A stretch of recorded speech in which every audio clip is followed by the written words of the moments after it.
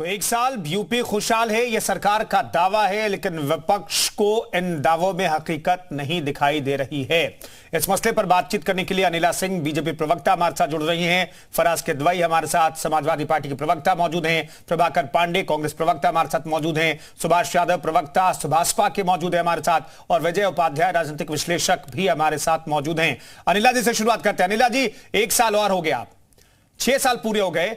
उत्तर प्रदेश को कहां तक आप लोग ले जाने में कामयाब हुए हैं? मुख्यमंत्री ने पूरी जानकारी दे दी है, लेकिन विपक्ष को इसमें सच्चाई नहीं दिखाई दे रही है। मेरी सबको राम राम और पूरे उत्तर प्रदेश को मैं ढेर सारी शुभकामनाएं दूंगी कि पिछले 6 वर्षों में उनको एक ऐसा मुख्यमंत्री उनके साथ है जो उनके बीच में खड़ा हुआ है, जो निरंतर दिन और रात उनकी सेवा में लगा हुआ है। और यही कारण है कि 5 वर्ष पूर्ण करने के बाद प्रचंड बहुमत के साथ दोबारा योगी आदित्यनाथ जी को उत्तर प्रदेश का मुख्यमंत्री बनाया गया। और एक साल में जिस प्रकार से एक कठोर तपस्या कर जो कार्य पहले कर रहे थे और उसको पूरा कर सके, वो हमने देखा है, उसका रिफ्लेक्शन देखा है, अलग अलग योजनाओं में देखा है। बहुत कठिन समय भी देखा उत्तर प्रदेश ने कोरोना काल के समय, तब भी हमने देखा योगी आदित्यनाथ जी ने किस प्रकार से खुद को भी कोरोना हो गया, उसके बावजूद लोगों के बीच में वो रहे हैं, टीम का गठन किया, निरंतर लोगों को कोई परेशानी ना हो। 15 करोड़ से ज्यादा लोगों को राशन पहुंचता रहा, वैक्सीनेशन में अव्वल नंबर पे है पूरे भारतवर्ष में। तो आज मैं देखूं कि जो भी पैरामीटर्स होते हैं ह्यूमन डेवलपमेंट इंडेक्स के, उसमें उत्तर प्रदेश बहुत अच्छा कर रहा है, बहुत ही अच्छा कर रहा है, क्योंकि 2022 का जो चुनाव है योगी आदित्यनाथ जी के चेहरे पर लड़ा गया और उत्तर प्रदेश की जनता ने। लेकिन विपक्ष का पैरामीटर क्या है अनिला जी? जी तो यही है, विपक्ष का पैरामीटर क्या है? आप कह रहे ह्यूमन इंडेक्स पर और बाकी जो पैरामीटर है उस पर उत्तर प्रदेश अव्वल है, लेकिन विपक्ष किस पैरामीटर पर देखता है उत्तर प्रदेश को और सरकार को? देखिए, ऐसा है कि अगर विपक्ष पानी पी पी कर गालियां दे तो समझ लीजिए कि आप काम बहुत अच्छा कर रहे हैं। विपक्ष में बेहद ज्यादा बेचैनी है। हम तो सीधी सीधी चुनौती देते हैं ना, आंकड़ों पे बात कर लीजिए, कंपैरेटिव एनालिसिस। आंकड़ों पर बात कर लीजिए। अनिला सिंह कह रही हैं कि आंकड़ों पर बात कर लीजिए। फराज किदवई साहब, आंकड़ों पर आप लोग बात क्यों नहीं करते? कौन से पैरामीटर के साथ आप उत्तर प्रदेश सरकार को एवेल्युएट करते हैं? देखिए, अनिला सिंह जी अभी आंकड़ों की बात कर रही थी, and thank you very much कि कम से कम किसी ने आज आंकड़ों की बात की है। देखिए, उत्तर प्रदेश की परफॉर्मेंस बेसिकली आप एनालाइज कर सकते हैं, या तो as correctly suggested by miss Anila Singh के, या तो आंकड़ों से कर सकते हैं, और या तो जो आप डेवलपमेंट महसूस करते हैं। आज की जो डिबेट है उसमें चलिए आंकड़ों पे ही बात हो जाती है। अब क्योंकि जब आंकड़ों पे बात हो रही है तो आपसे मेरी एक रिक्वेस्ट है कि मुझको थोड़ा सा टाइम दीजिएगा। आज हम जो बात करेंगे कि उत्तर प्रदेश किस डायरेक्शन में जा रहा है और कैसे ग्रो कर रहा है, तो 5 पैरामीटर्स पे अनिला सिंह जी से आज मेरी आप डायरेक्ट डिबेट करा दीजिए। पहला हम देखेंगे कि इकोनॉमी कैसे चल रही है उत्तर प्रदेश की, जिसमें हम डेटा पॉइंट की बात करेंगे, और हम इकोनॉमी को फील भी जनता करती है, इकोनॉमी के लिए को कैसा फील कर रही है। दूसरा हम देखेंगे कि general situation of the population क्या है, जिसमें कि अनिला सिंह जी ने अभी आंकड़ों की बात कही और मेरा ये फेवरेट सब्जेक्ट है, तो हम नीति आयोग की मल्टी डायमेंशनल पॉवर्टी इंडेक्स की भी बात करेंगे। तीसरा हम इन्वायरमेंट की भी बात करेंगे कि क्लाइमेट चेंज और जो हमारा वेस्ट वाटर ट्रीटमेंट है उस पर हमारी उत्तर प्रदेश सरकार कैसे काम कर रही है। चौथा हम लॉ एंड ऑर्डर पे बात करेंगे। पांचवा हम एग्रीकल्चर पे बात करेंगे। अब अनिला सिंह जी से पूछ लीजिए कि ये जो 5 टॉपिक हैं, इसमें हमको लगता है ओवरऑल जो उत्तर प्रदेश की इकोनॉमी कवर हो गई है, इसमें किस डेटा पॉइंट पे बात करेंगे, उस डेटा पॉइंट पे ही बात कर ली जाए। अनिला जी जवाब देना चाहेंगे आप? बिल्कुल, मैं जवाब इसलिए देना चाहूंगी इनका कि जब कंपैरेटिव एनालिसिस होता है सरकारों का, तो जो आम इंसान होता है उसके नजरिए से भी देखना चाहिए। और आम इंसान के नजरिए से अगर देखते हुए मैं आंकड़ों की बात करती हूँ और कंपैरेटिव एनालिसिस करती हूँ, तो एक आम छोटे से गरीब के लिए अगर उसके घर में शौचालय होता है, उसके लिए बहुत बड़ी चीज होती है, बहुत बड़ी चीज होती है। उस घर की महिलाएं जो है उनसे पूछिए, इनके यहाँ 2012 से 17 में 25 लाख केवल शौचालय बने थे।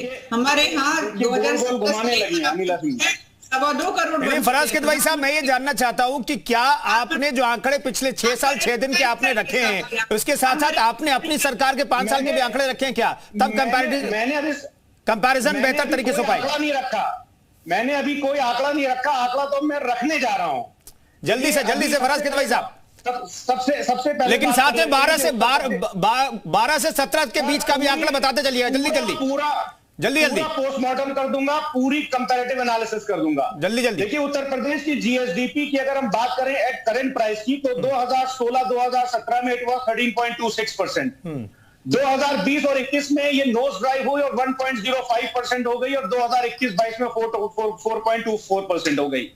जब इस प्रदेश के डेवलपमेंट आइकन, इस प्रदेश के छोटे नेता आदरणीय अखिलेश यादव जी उत्तर प्रदेश की सरकार चला रहे थे, तो 13.26% जीएसडीपी थी, और आज की तारीख में 4.24% है।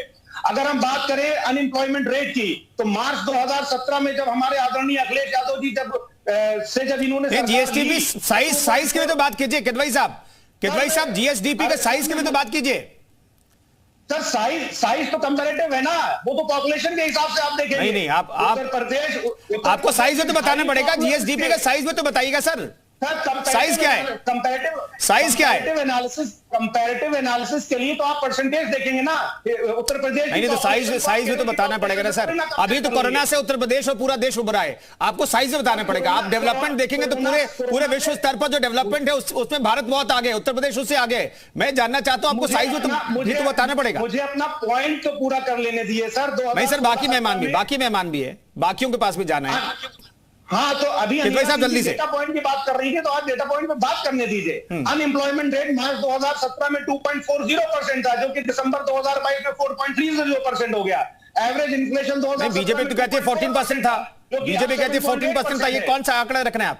अनिला जी ये कह रहे हैं कि 2017 में अनएम्प्लॉयमेंट रेट 2.5% या 2.1% कह रहे हैं। 2017 में 2.70% था, मार्च 2017 में 2.40% था अनएम्प्लॉयमेंट रेट था। आज की तारीख में 2.9% है। 2017 मार्च 2017 में 2.40% था।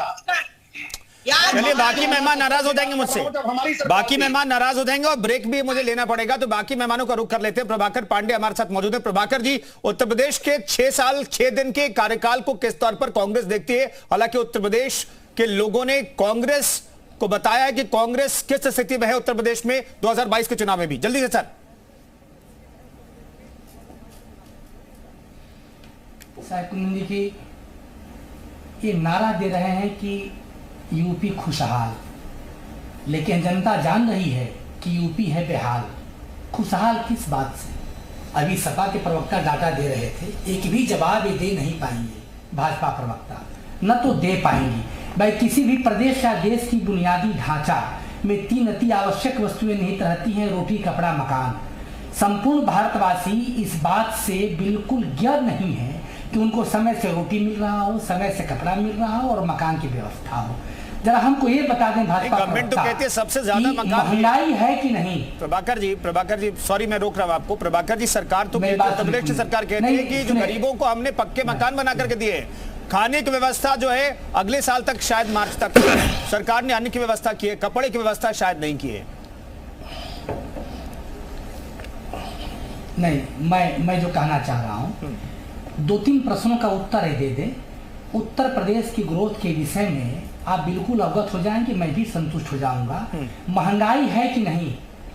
5 किलो 10 किलो राशन, 1 किलो सरसों का तेल देने के बावजूद और मूलभूत आवश्यकताएं हैं कि नहीं भारत उत्तर जनता की? और आवश्यकताएं हैं कि नहीं? महंगाई इतनी चरम पर है, इसके लिए इन्होंने क्या उपाय किया? बड़ा बड़ा इश्तहार, बड़ा बड़ा ढिढोरा, ये पीट कर भाई किसको? जो जनता जनार्दन स्वरूप है, जो जनता ईश्वर है, नारायण है, उसको आप क्यों मूर्ख बना रहे हैं भाई?